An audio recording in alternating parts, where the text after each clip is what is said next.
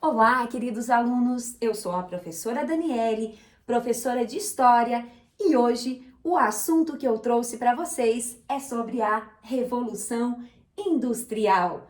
Vocês já ouviram falar sobre a Revolução Industrial? Ainda não? O objetivo da aula de hoje é conhecer o processo revolucionário inglês. Como que a Revolução Industrial começou lá na Inglaterra, os fatores que contribuíram, o que é a Revolução Industrial, quais as consequências que a Revolução Industrial trouxe e também como eram as condições dos primeiros trabalhadores nas fábricas e os primeiros movimentos de luta. Bora lá, galerinha?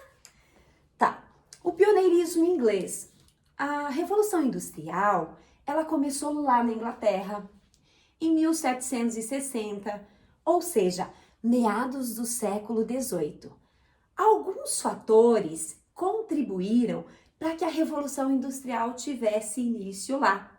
Eu lancei uns papeizinhos aí pela sala e no momento oportuno eu gostaria que vocês contribuíssem, tá bom? Então vamos lá. Qual foi o primeiro fator que contribuiu para que a Revolução Industrial tivesse início lá? Qual é? Vamos ver? Muito bem, acúmulo de capital.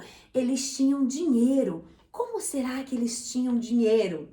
Eles, na verdade, faziam a pirataria, desenvolveram um comércio, porque a Inglaterra, ela era a rainha dos mares e também eles tinham diversas colônias. Muito bem. Qual é o outro fator?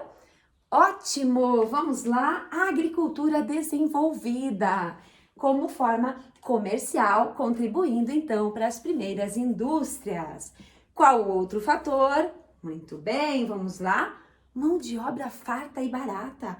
Ok, como que a Inglaterra tinha mão de obra farta e barata, hein? Ok, através do ato de cercamento.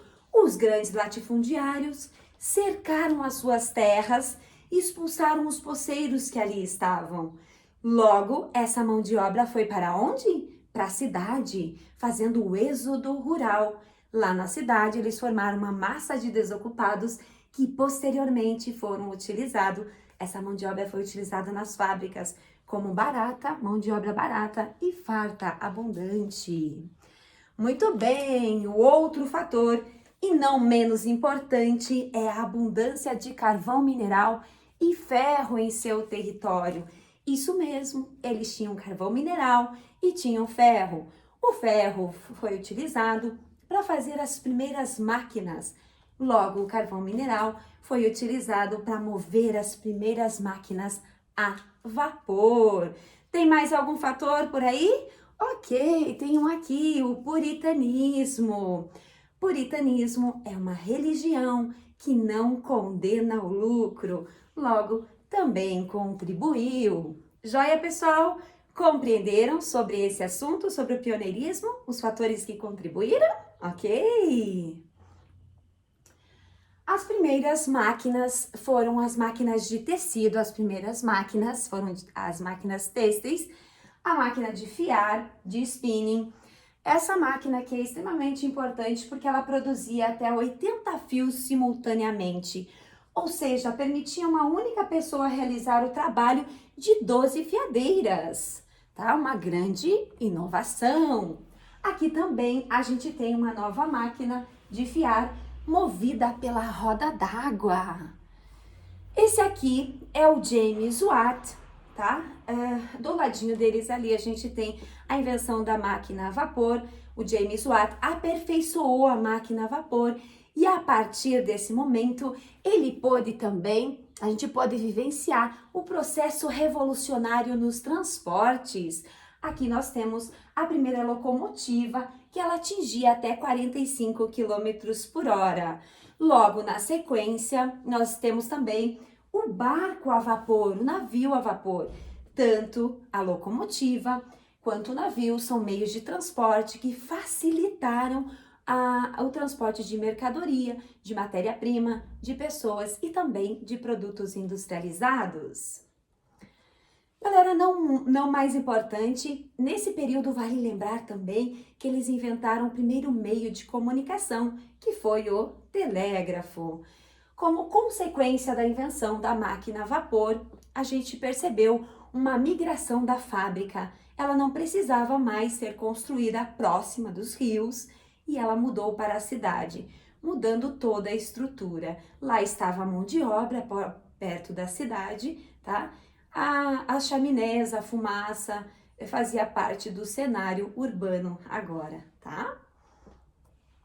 Tô bem. Como será, gente, que eram as condições de vida dos primeiros trabalhadores, hein? Como será a vida dos primeiros trabalhadores durante a primeira Revolução Industrial? Eram boas? Eram ruins? O que vocês acham? Muito bem. As condições de trabalho, elas eram precárias, eram desumanas, trabalhavam até 16 horas por dia, tá? Toda a família tinha que ir para a fábrica. E as mulheres? Qual que era a função das mulheres nessa sociedade? Elas também iam para a fábrica? Sim, trabalhavam, faziam o mesmo papel muitas vezes que os homens e recebiam 60% a menos que os homens. Injusto isso, não?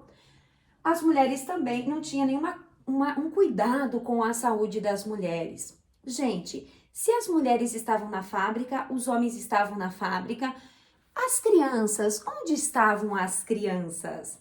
As crianças também estavam na fábrica. Elas faziam muitas vezes o mesmo trabalho do adulto e recebiam a quinta parte. Era comum nesse período a mortalidade infantil por causa das condições precárias pelas quais as crianças passavam. Muitas delas não iam para a escola. Trabalho infantil. Muito bem. Surge nesse período também, galerinha, duas classes sociais visíveis, que é a classe do proletariado e a classe da burguesia. Há uma desigualdade social entre esses dois grupos visíveis. O proletariado nada mais é do que o operário, o trabalhador da fábrica, que vende a sua força de trabalho para o mundo capitalista. Logo, os burgueses são os donos das fábricas que detêm a hegemonia capitalista em suas mãos. Vivem em grandes casarões, em grandes construções e têm acesso à cultura, fato que os trabalhadores não. Aqui nós temos o primeiro movimento operário, ou os primeiros movimentos operários. Frente a essa situação desumana vivida pelo operariado na época da primeira Revolução Industrial, eles começam a reivindicar por melhores condições de vida. Um dos primeiros grandes movimentos operários é o ludismo. O ludismo, na verdade, é um movimento criado por Ned Ludd. A gente não tem muitas informações sobre esse fato, mas foi a quebradeira das máquinas. Os trabalhadores acreditavam que se quebrassem as máquinas, eles teriam o trabalho manual de volta, que esse era o principal objetivo. Um outro movimento foi o cartismo. O cartismo foi um movimento de trabalhadores por melhores condições de vida, nada mais é do que a Carta do Povo, tá? A Carta do Povo eles recolheram em torno de 1 milhão de assinaturas e levaram ao parlamento exigindo melhores condições de trabalho e também o voto secreto. Eles exigiram a abolição do voto censitário, que é o voto por renda. Eles queriam melhores salários e também a proibição do trabalho infantil e a regulamentação do trabalho feminino, tá bom? Então, esse foi um dos primeiros movimentos de luta do período.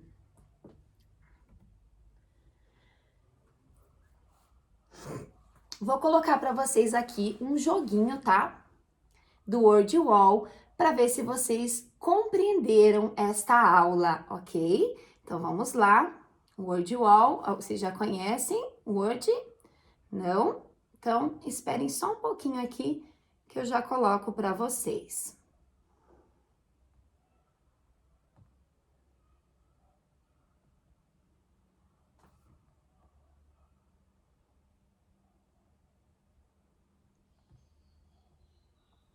Muito bem.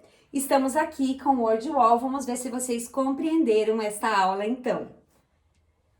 Onde que a Revolução Industrial ela teve início, hein? Acertem aí, vamos lá ver se vocês entenderam. Na Inglaterra, nos Estados Unidos, na Alemanha ou no Japão? Na Inglaterra, muito bem! Vamos para outra perguntinha. Todos os fatores abaixo contribuíram para o pioneirismo inglês, menos um. Vamos ver? A mão de obra barata, a matéria-prima, o acúmulo de capital, o catolicismo ou o puritanismo? Muito bem, o catolicismo que não faz parte. Em que século a Revolução Industrial começou? Século XVIII, muito bem. Tem mais uma perguntinha? Quais eram as condições de trabalho nas primeiras fábricas, hein? Será que as condições eram boas? Será que era cansativo? Será que eram precárias? Muito bem, as condições eram precárias, os trabalhadores chegavam a trabalhar 16 horas por dia. Tem mais alguma perguntinha? Última. Assinale a alternativa que contém dois grandes movimentos operários, hein? Qual é? Ludismo e cartismo. Muito bem, letra B. Pessoal, só para finalizar a aulinha de hoje, eu vou deixar para vocês um desafio. Para a próxima aula, vocês vão colocar para mim uma tabela as consequências da primeira revolução industrial, fatores positivo e fatores negativo. Um beijo, espero que tenham gostado dessa aula.